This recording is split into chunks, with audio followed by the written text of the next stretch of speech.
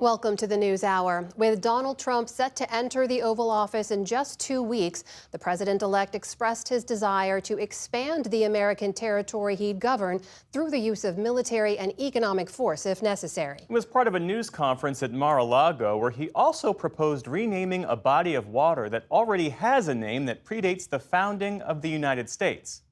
We're going to be changing the name of the Gulf of Mexico to the Gulf of America, which has a beautiful ring that covers a lot of territory. The Gulf of America, what a beautiful name. Mr. Trump also attacked his perceived political enemies as he battles legal challenges before he takes office again.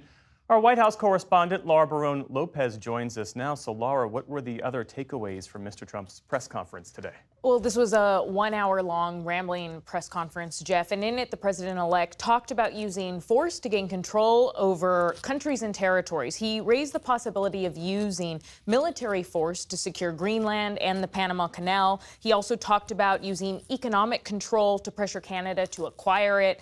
And he said that, as you played there, Jeff, renaming the Gulf of Mexico as the Gulf of America. And he also said that, quote, all hell will break out if Hamas doesn't release hostages by the time he takes office. In addition to that, he said that he wants to use tariffs at a high level against Denmark to try to pressure it to cede control of Greenland to the United States. And on that idea of the annexation of Canada, Jeff, outgoing Prime Minister Justin Trudeau said that just outright rejected it on X, saying that there wasn't a snowball's chance in hell that it would happen. Okay, well, as the president-elect was speaking to reporters, Judge Aileen Cannon temporarily blocked the release of special counsel Jack Smith's final report on his classified documents investigation. What did Mr. Trump have to say on that front? The president-elect called it great news, and he used this press conference to also rail against not just all the legal cases that were brought against him, but special counsel Jack Smith.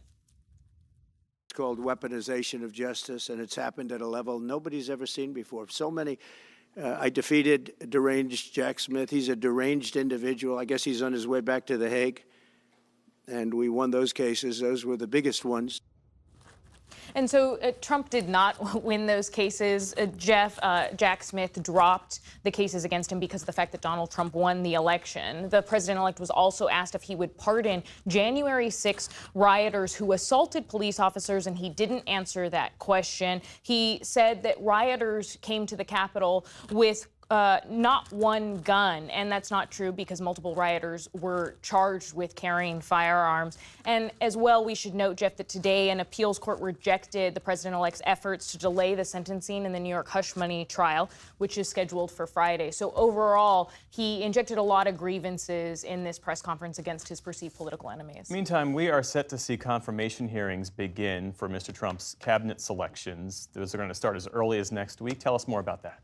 So next week, we have a number of key confirmations on the docket, starting with Defense Secretary nominee Pete Hegseth on January 14th, Secretary of State nominee Marco Rubio on January 15th, and the Ambassador to the United Nations nominee Elise Stefanik on January 16th. And then the Attorney General nominee Pam Bondi is likely, her confirmation hearing will likely happen after January 20th, after the inauguration. I spoke to a GOP Senate aide on the Judiciary Committee who said that they had wanted to hold that as early as next week, but they are still waiting on some financial documents and background checks for Pam Bondi, and so it's very likely that it'll have to go into after President-elect Donald Trump takes office. And then lastly, Jeff, an aide on the Senate Intel Committee was telling me that it looks like Tulsi Gabbard is going to have to wait a bit longer for her confirmation hearing. Republicans had wanted it to be next week, but it looks like Tulsi Gabbard to be the Director of National Intelligence is going to have to wait a bit longer. Okay. Laura Barrón-López, our thanks to you as always.